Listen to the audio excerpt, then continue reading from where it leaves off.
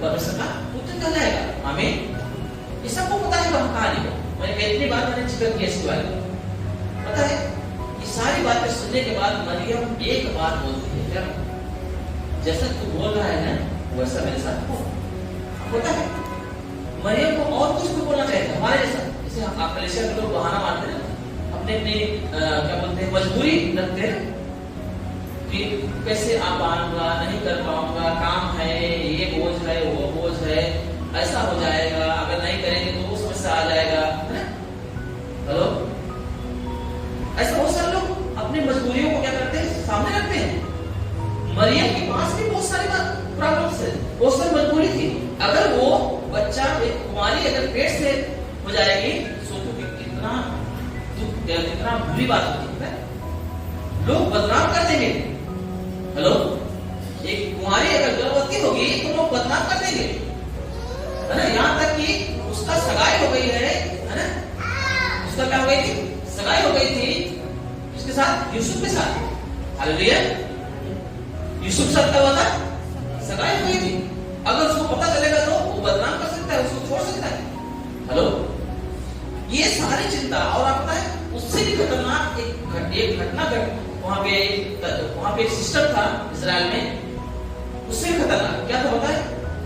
Israel में एक ऐसी प्रथा थी, ऐसा नियम था उस समय में कि अगर कोई लड़की शादी से पहले, है ना, अगर उसका शादी किसी के साथ मनाया गया है या शादी हो गया है, अगर दूल्हा जो है जिसके साथ शादी करके वो लड़की गई है, अगर वो जो है इस बात को साबित कर दे कि ये जो लड़की जिसको मैं ब्याह करके लाया हूँ वो कुंवारी नहीं है, इसका मतलब है कि मेरे शादी करने से पहले ही किसी के साथ जो है रिश्ते में थी, सारे संबंध में थी, ऐसा साबित कर देगा, तो क्या होगा, उस लड़की को उसके माँ बाप के दरवाजे के पास लाया जाएगा और उस लड़की को पत्थर से जहाँ से मार दिया जाएगा। इतना खतरनाक नियम था। आप पता है, इसीलिए यीशु मसीह ने उस जगह पे एक बात बोला कि एक पवित्र कुंवारी के समान मैं तुमको अपनाना चाहता हूँ। कैसे? एक पवित्र कुंवारी के समान तुमको अपनाना चाहता हूँ। हालेलुया। बाइबल में लिखा है 10 कुंवारियों का उदाहरण बताया यीशु मसीह ने। कुंवारियों का उदाहरण क्यों बताता पता है? क्योंकि कुंवारी का जो पवित्रता है ना, वहां पे वो सब चीजें सिस्टम था। हेलो, इजराइल में बहुत ही कड़क था। और सोचो अगर उस समय में ऐसी कंडीशन में ये बात जो है मरियम को भी पता था। हेलो, मरियम को भी ये बात पता था। अगर मैं पेट से हो गई और मेरा सगाई हुआ है, अगर ऐसी हालत में मेरा कितना बदनामी होगा, कहीं ऐसा ना हो कि वो नियम मेरे साथ हो जाए, है ना। कहीं ऐसा ना हो कि जो है मुझे दोषी ठहराया जाए और मुझे पत्थर से। पर ये बातें मरियम ने सोचा भी नहीं। हेलो, अपने दिमाग में आने भी नहीं दिया। उसके बोझ को, उसके दुखों को, कि जब पेट से होगी तो क्या क्या मुसीबत आ सकती है, उन बातों को लेके मरियम ने सोचा भी नहीं। उसने तुरंत क्या किया, क्या बोला, जो वचन पिता ने बोला है ना, जो वचन परमेश्वर की ओर से आया है, मैं उसे क्या करती हूँ, ग्रहण करती हूँ। जैसा तू बोल रहा है वैसा ही मेरे साथ हो। आमीन।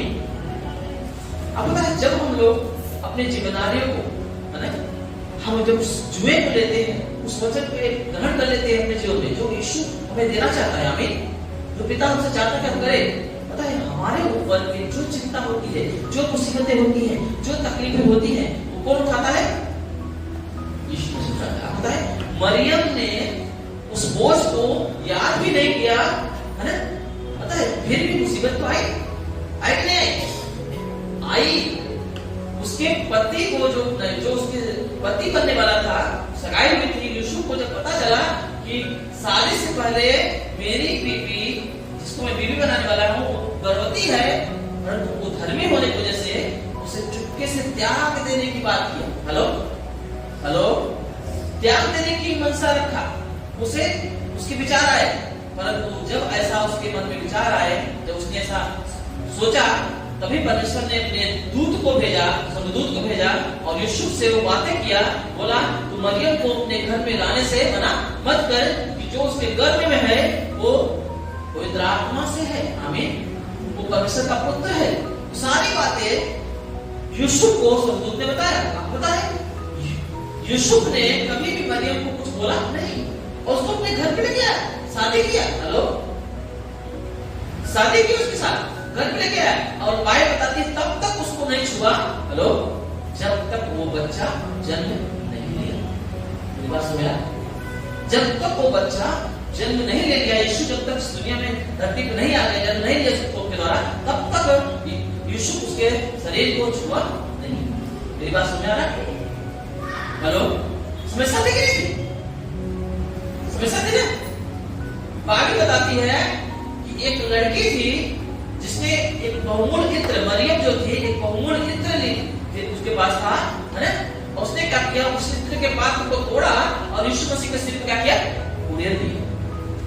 और वहां पे यहूदा इस्करियोती दिखा, वो बोलता है इस इत्र का क्यों सत्यानाश किया गया? ये तो 300 से अधिक दिनारों थे, क्या बोलती है ना, बेचा जा सकता था और कितने कंगालों को दान दिया जा सकता था। हेलो, अब तक वो जो इत्र था वो बहुत कीमती रहता था। वो इत्र जो है, वहां की जो कुंवारियां थी, हेलो, वहां की जो कुंवारियां थी, वो इत्र जो है अपनी मेहनत से, कमाई से वो इत्र को खरीदती थी और वो जो है पहले रात को शादी के जो आजकल के जो लोग होते हैं उसको बोलते हैं सुहाग रात ना, फर्स्ट नाइट में, जो फर्स्ट नाइट होता है शादी के बाद वो नाइट में वो इत्र को क्या करते हैं, वो बेड के चारों तरफ पूरे रूम में क्या करती है, उसको छिड़कती है। वो बहुत ही सुगंधित, बहुत ही कीमती इत्र रहता था, पता है, उसको इस्तेमाल किया जाता था। हेलो, मेरे पास समझ आ रहा है? मतलब उसका कितना इंतजार करते हैं, बहुत ही, वो लम्हा जो है बहुत ही महत्वपूर्ण लम्हा माना जाता था कि इतना बड़ा, इतना महंगा इत्र भी उस लम्हे के आगे क्या था, छोटा था। हालेलुया।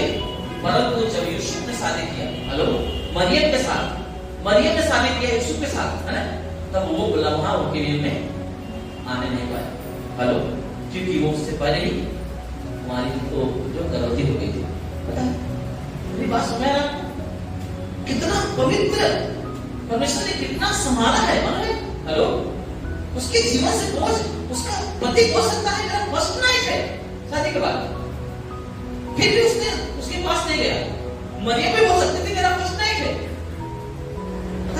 हर सिचुएशन में परमेश्वर ने उनके बोझ को क्या किया, हटाया है। आपको समझ में आ रहा है मैं क्या बोल रहा हूँ?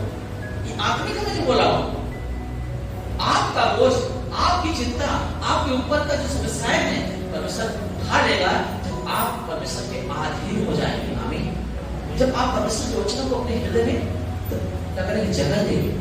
हालेलुया। पता है, आपको प्रभु इतना प्यार करता है, इतना संभालेगा ना कि आप, दुनिया का कोई व्यक्ति आपको नहीं प्यार करता। बाइबल लिखा है सब छोड़ सकते हैं, एक दूध पिलाते ही माँ अपने बच्चों को शायद भूल सकती है, परंतु मैं तुम्हें कभी छोड़ूंगा नहीं, मैं कभी तुमको त्याग नहीं। परंतु इसके पहले कि मैं तुमको ग्रहण करूं, तुम्हारे साथ ऐसा करूं, तुम्हें आधीन होना पड़ेगा, वो जुआ लेना पड़ेगा। आमीन। वो जुआ लेना पड़ेगा, क्योंकि बोझा दो और जुआ लो, बोझा दो और जुआ लो। हे सब परिश्रम करने वालों, बोझ सदे हुए लोग मेरे पास आओ, मैं तुम्हें विश्राम दूंगा। वो बोझा मुझे दे दो, तुम विश्राम लो। आमीन। और मेरा जुआ अपने ऊपर। आमीन। हालेलुया। पता है, आज इंसान इतना बिगड़ गया है ना कि क्या कर सकता है, वो धनी तो बन जाता है परंतु वो अपने जीवन से धार्मिकता को खो देता है। हेलो, इंसान क्या करता है अपने नजरों में, समाज की नजरों में, पता है मुझे जो है, कुछ गांव के लोग हैं, मेरे दोस्त हैं, मेरे रिश्तेदार हैं, या तो मेरे घर के लोग, कुछ लोग उदाहरण देते हैं किसी का, अरे तुम्हारे साथ रहने वाला क्या क्या बना लिया, तुमने क्या बनाया। हेलो, ऐसा लोग बोलते हैं। मैंने बोला शायद लोगों ने धर्म के चक्कर में धार्मिकता खो दिया है, मेरे पास हो गई। आमीन। मैंने उसे संभाल कर रखा, मैंने उसकी वजह से धार्मिकता को नहीं खो दिया। मेरी बात समझ आ रहा है?